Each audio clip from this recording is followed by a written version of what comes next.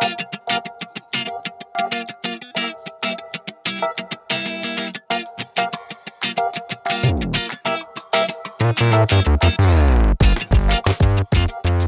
right, welcome back.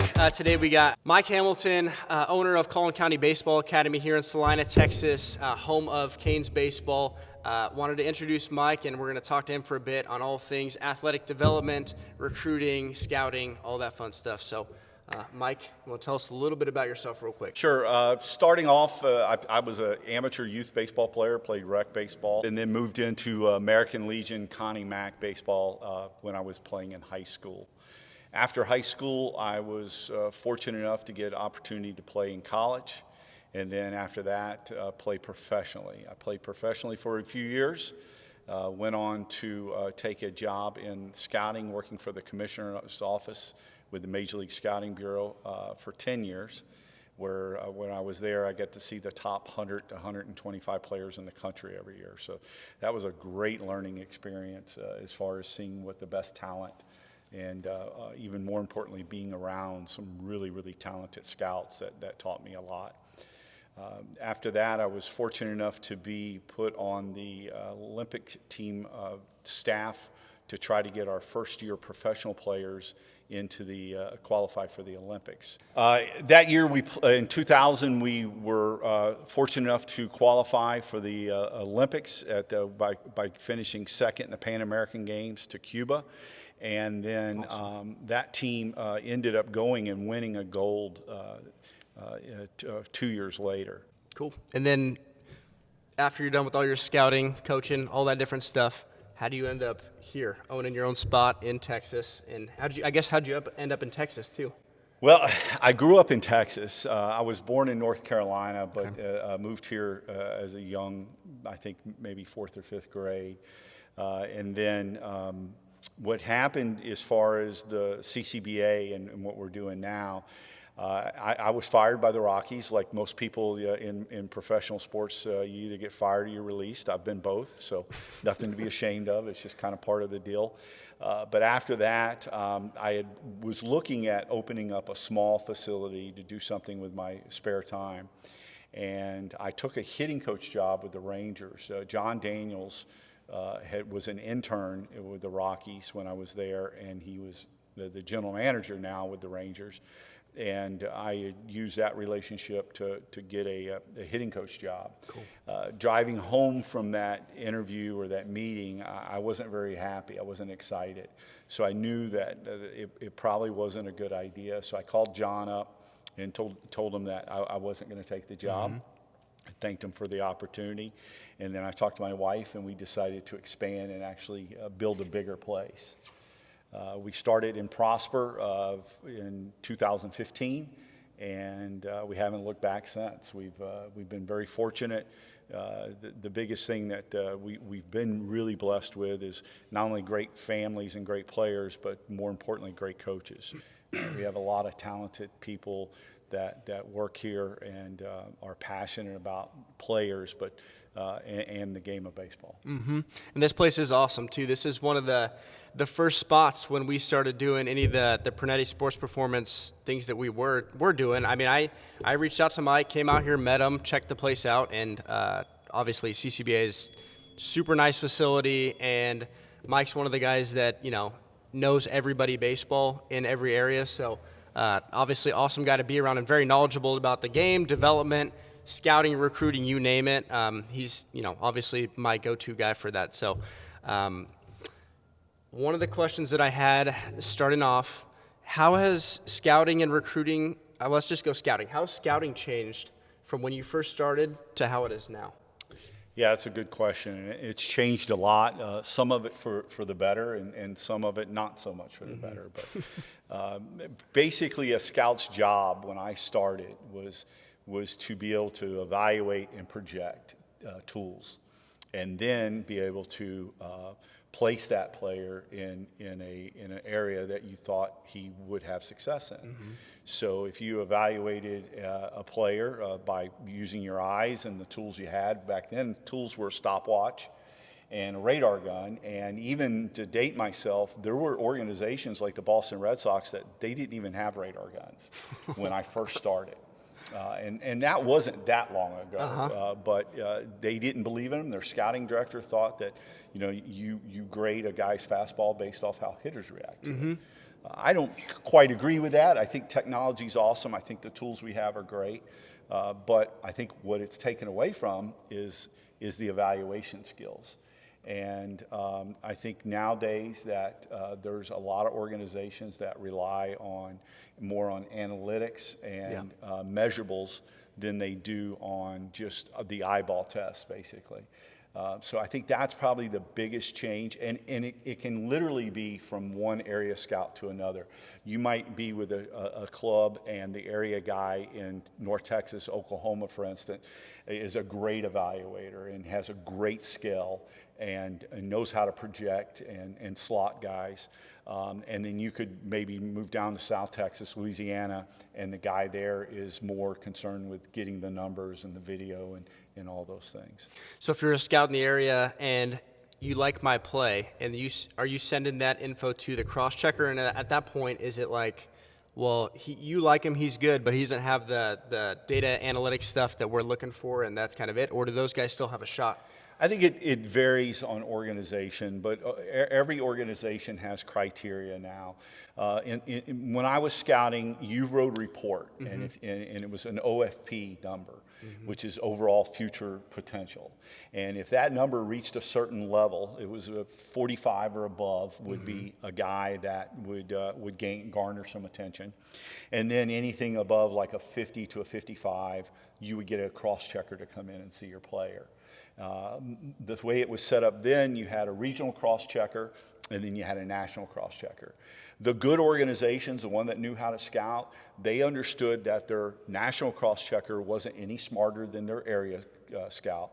He just had a better glimpse of the big picture. Where if I was an area scout in Texas, and you were the best shortstop in my area, I don't know. No one would say you're not a good shortstop, but they might say there's 2 in Southern California and 1 in Florida that are better. Okay. Where that was the job of the national cross-checker. Now there's more, like I said, there's a lot more data. There is almost every organization, I would assume every organization, has a group of employees that look at the analytics side of it. They look at the numbers, the measurables, and then they plug it into their system, and their system will then tell them who they should concentrate on. That's awesome. Well, that's the pro side of things. How about the amateur side of things, college recruiting? You've been around that for a while too. How has that changed from when you first started doing all this stuff to where we are now with the portal and everything else? Yeah, it's changed probably more than even professional scouting has. The recruiting, is in baseball has always been tough because of the lack of scholarships that are out there. Coaches have to be extremely diligent and creative on how to get talent on their campus. At the end of the day, though, because of where we're at in sports and the emphasis that we're putting on it, these coaches know that they have to win. So they have to do the things that puts their roster in the best position to have winning seasons. And because of the portal, and maybe a little bit because of NIL, that's changed, especially at the D1 level. That's really changed how coaches go about recruiting. They're looking for players that have experience, not only on the field but also off the field. Players that know how to go to class, they know how to pass, they know how to cook and eat on their own and survive and thrive. Where if you bring in a freshman, you give them the same money that you're giving a junior who's already gotten his degree, basically. There's a lot more to chance there, so to speak. A little more of a gamble if you're getting the guy out of high school than the proven guy. Definitely. A little bit. Okay, so pro side, we got amateur side. All that being said, what's the CCBA development model? How are you guys prepping kids in order to have those opportunities and give them the best shot to be successful in them?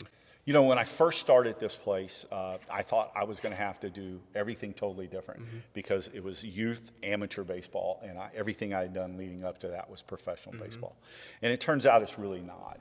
It's helping the player reach his potential, his or her potential.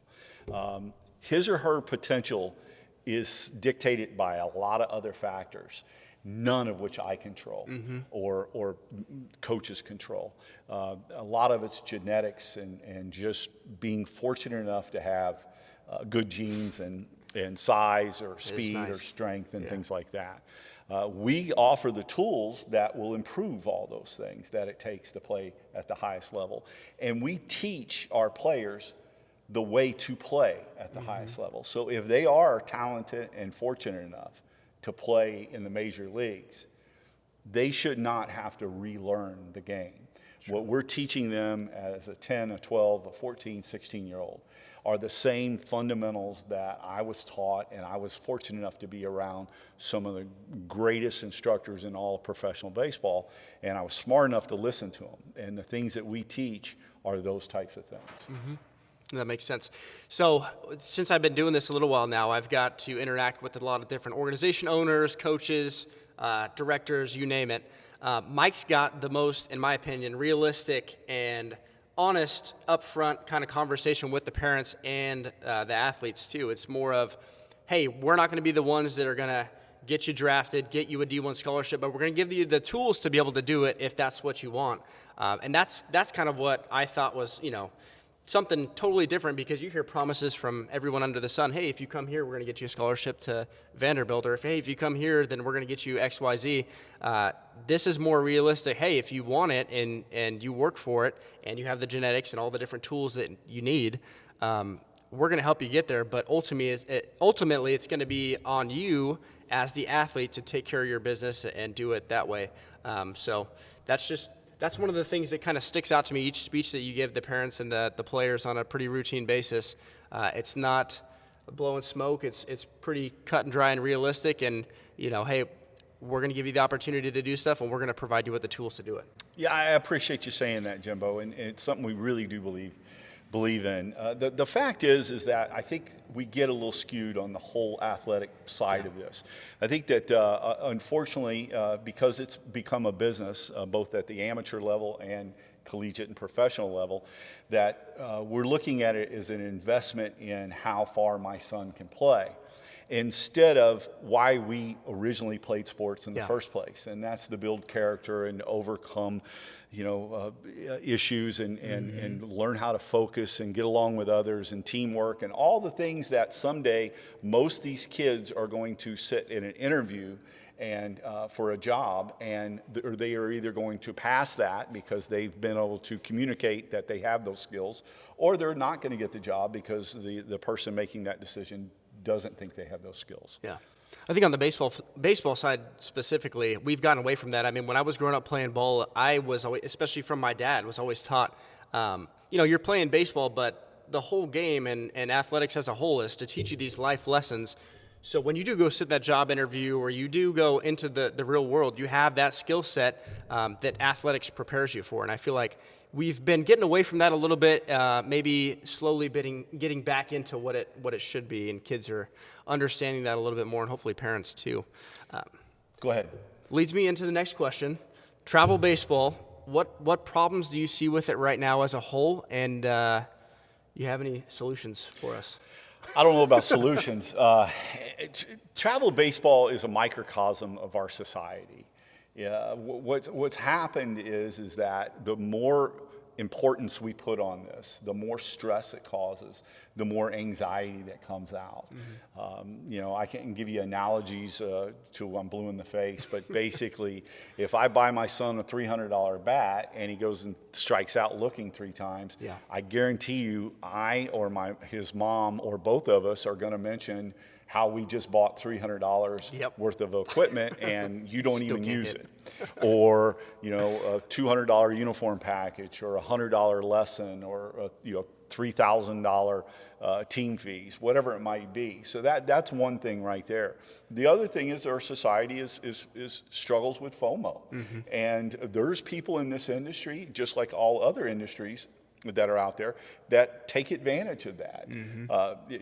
But I think the one more sensitive thing is your kid. As a parent, the biggest failure you can have in your own mind is that you didn't provide your son or daughter with opportunity to succeed. Yeah. And there's groups out there that will make you feel like if you're not doing all these things, that you're not a good parent or you're not providing that opportunity. So I think that's more just travel baseball. I think it's lots of things. It's the piano, it's drama, it's cheerleading, it's even classrooms and things like that. So that's more societal. If I could fix it, it would be to just make people understand that the most important thing they could do is to enjoy this time. That it flies by. I have 2 kids. One still plays college sports. The other one's finished playing college sports. And I would love to go back and do that again. As much heartache and anxiety and things like that went on, it's still the best time of your life to be able to watch your kids play and perform and have a good time. So I constantly remind parents of that, to enjoy the time. It's going to go by fast.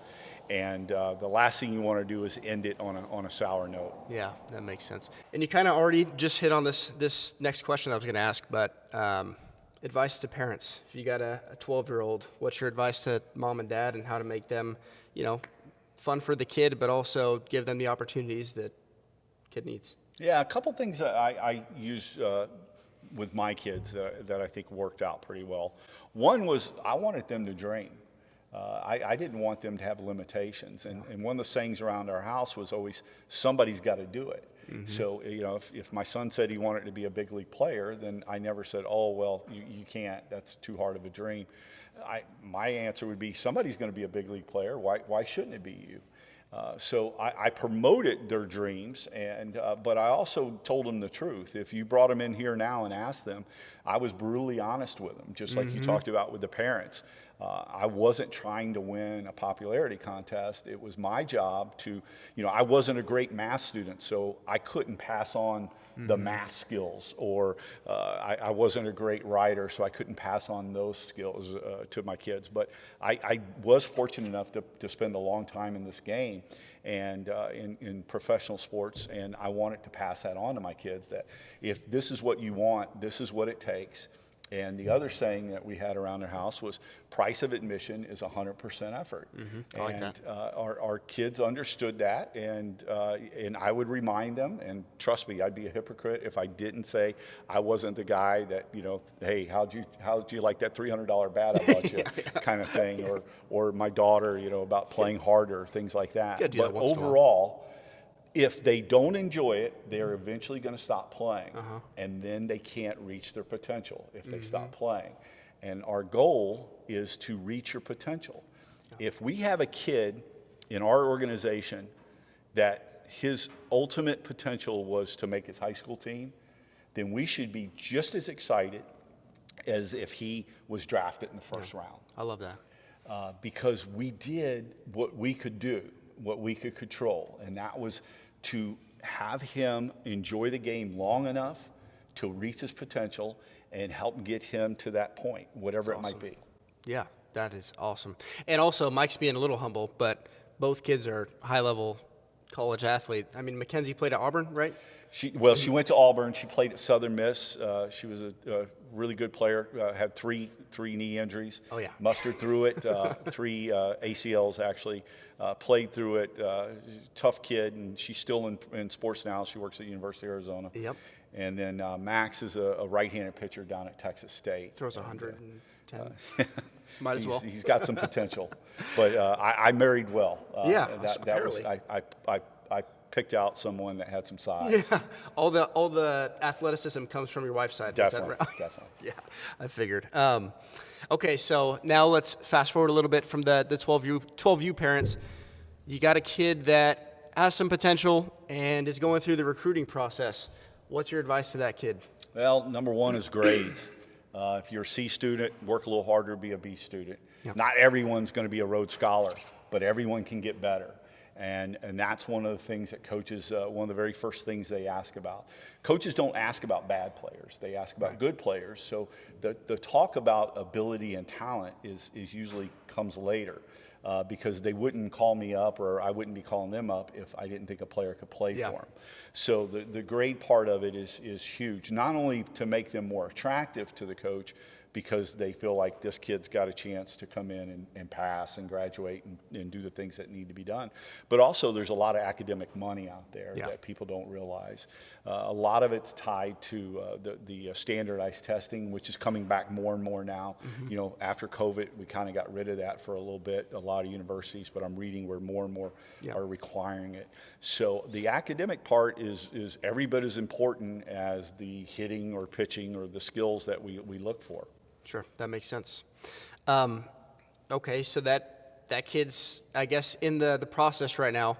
I had to ask the question too. We hit on a little bit earlier, but thoughts on the transfer portal? Thumb up, thumbs down. I like the portal. The fact is that I think there's some tweaks that can happen. I don't know if they're ever going to. I think maybe the cow's out of the barn, so to speak, as far as being able to pull it back.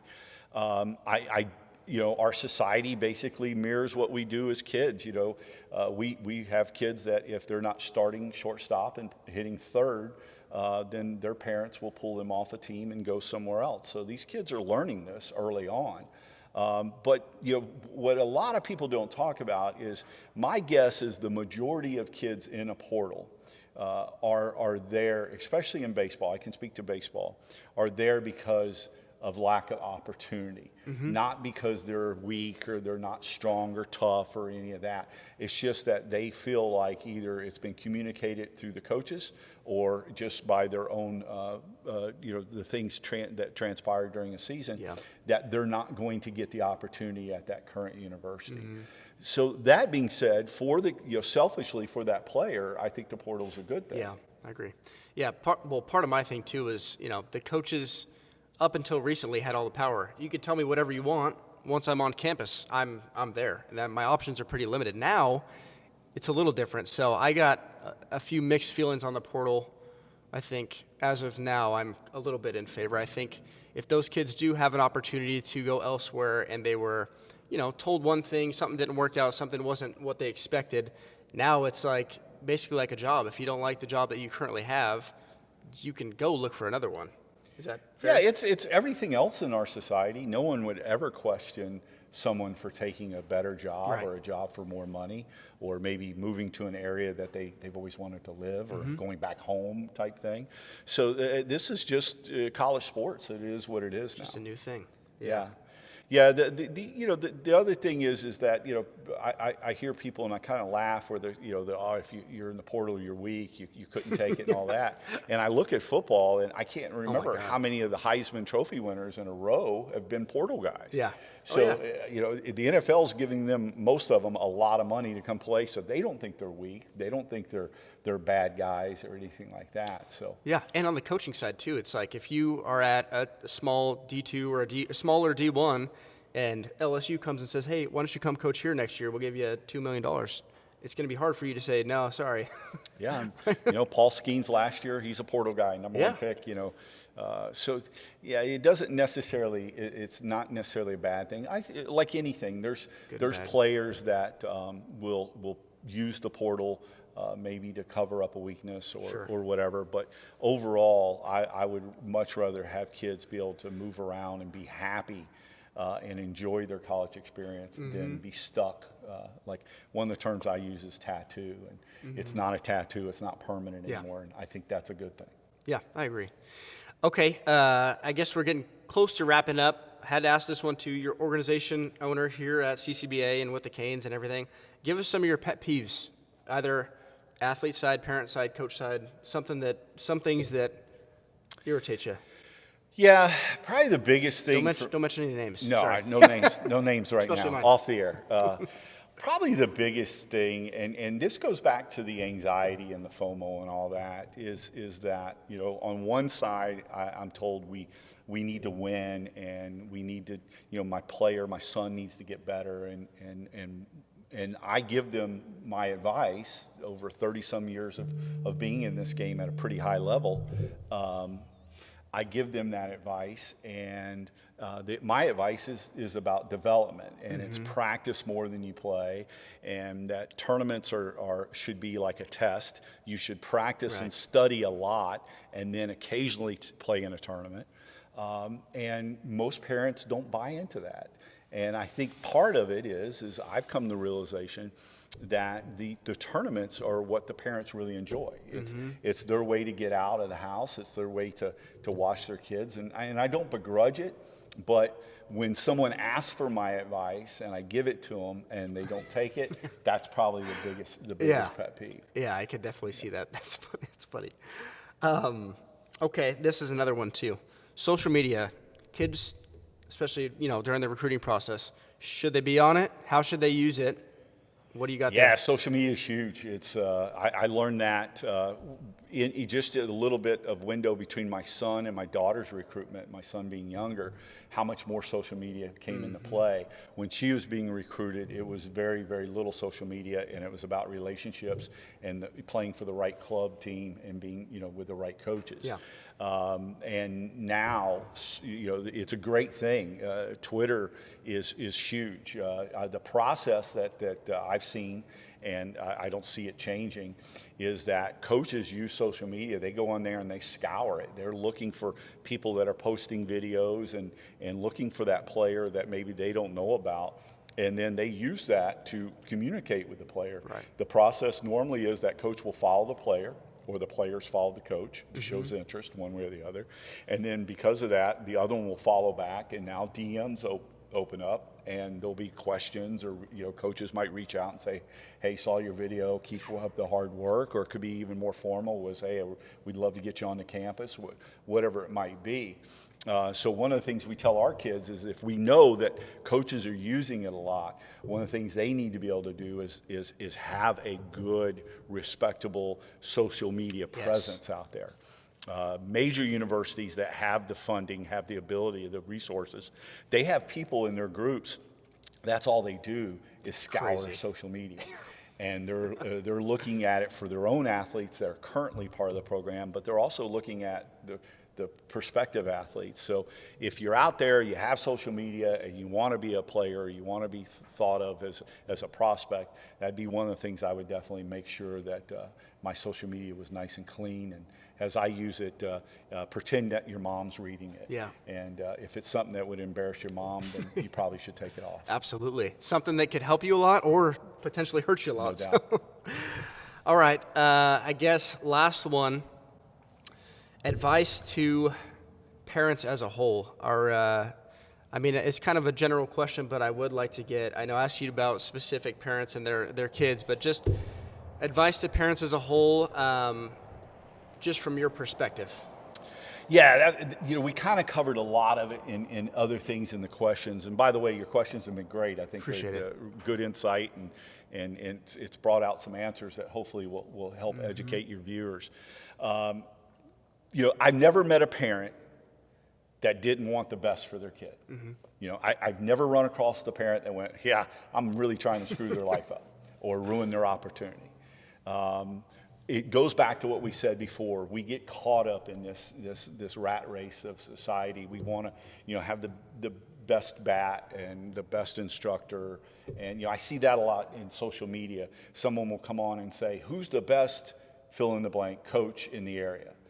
And I always want to answer, well, that it doesn't matter. The one with the most answers doesn't, or the best players doesn't mean he's going to be right for your son.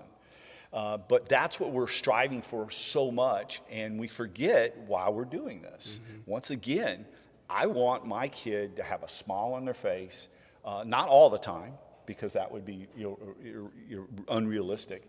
But I want them to enjoy this process, because selfishly, I want to enjoy it with them, but also if I want them to have that opportunity to play in high school or college or professionally, they better be having fun now, and they better learn to love this game, because at some level, they're going to run into players that are better than them, and they're going to suck. And when they do, if they don't love the game, if they didn't build that up, then they're going to leave the game. Yeah. And people think it's crazy, but I've known many a minor leaguer that's gotten released, and they said, thank goodness, I'm done. Wow. And the only reason why they played that long was because they felt like they had to, and they were really good. But at some point in time, all of the good ones still are going to face guys better than them. That's crazy. That's, I knew kids like that in college too, that once they were done with just baseball. They were like, well, this is, you can take a deep breath a little bit and it's over. And, other guys, it's sad. It's a sad moment, but I didn't really think about that.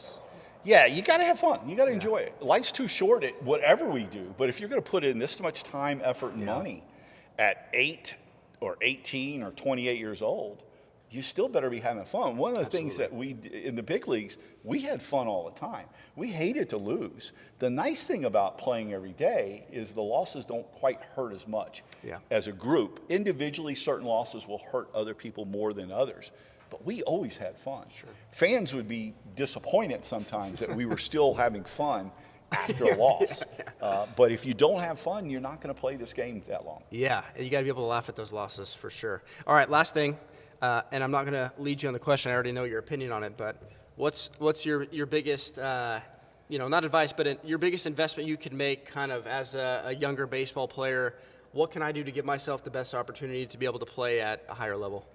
Physicality, man. You got to get bigger, stronger, faster, better. He doesn't have a note card either. I didn't tell him to say that. I use the term the high tide affects all boats. Well, physicality is going to affect every player, no matter how good or bad they are. They're going to be better because they're more physical. Mm-hmm. And some people will get, I've seen people take notes of some of your posts and things like, oh, well, I'm 5 this over there. It's not about how tall you are or how much you weigh as far as one guy weighs 240 versus another guy. Right. It's that you're reaching your body potential, your mass potential, and still being athletic. Yep. We had a term scouting is we used to scout them off the bus. Mm-hmm. The very first thing I'd do is if I didn't have a roster and I weren't already making notes on guys, I would sit there and literally watch the guys walk out of the dugout or walk out to the bus into the dugout, and I would circle the bodies or I'd make note, number 15, Absolutely. I'd write that number down. Yep. Now, did it mean I liked that player and that player was good? No, but it got noticed. And that's still, the physicality part of it is also builds confidence. When you're in the weight room, when you're doing these things, you're looking around and your opponents aren't doing them, or the guy you're competing for a job with at the high school's not doing them. You're going to be more confident. Besides the physicality part, confidence is the number one thing.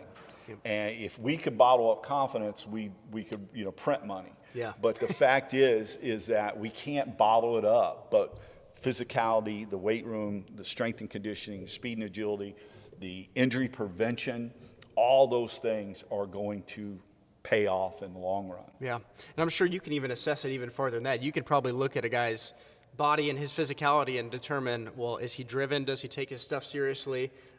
Is he, respecting what he's doing on a daily basis? And, you can probably take a lot just from looking at him. Yeah, like it or not, appearance is the very first thing we see, right? Mm-hmm. So if I see someone who's dressed like a slob, doesn't look professional, doesn't look like they have pride in their uniform, pride on their team, I'm not going to look at them in the same light as I am the guy that shows up, dressed well, wears his uniform properly, all that. I'm not against high socks, low socks, all the stuff that the youth are doing. It's their game now, but there becomes a point in time where they take it too far where it hurts them. And maybe not as a 12-year-old, but if they're lucky enough to be evaluated as a 16, 17, 18-year-old, it could affect them. Yeah. So appearance is, and the first thing you notice is that guy's in good shape or, man, he's not in good shape. Mm-hmm. So I use this term all the time, don't give someone a reason not to like you. Absolutely. Yeah, that's awesome. That's all I got. You got anything else you want to hit on? No, man. First of all, I can't thank you enough for being part of our organization. You've really taken us to a new level, and I'm looking forward to the more things we're going to do and the things we've talked about. If I was an instructor in another part of this area, I would be reaching out to you right now. Appreciate that. I was just fortunate enough that you reached out to us first, and we were able to get you in here. And I watch you and the relationship you have with our players. They flock to you like your Santa Claus, and that goes back to what we talked about earlier. Though they're getting bigger, they're getting stronger, they're getting better, but they're also having fun doing it. Yeah. And you can see that when our players are around you. So I wanted to thank you for that. Well, I appreciate that. That it means a lot, and this is what we love to do, is help these kids have that physicality and get more opportunities. So Mike, we appreciate it. Thanks for your time, and we'll probably do something soon, I'm sure. Thank you, Jimbo. Anytime.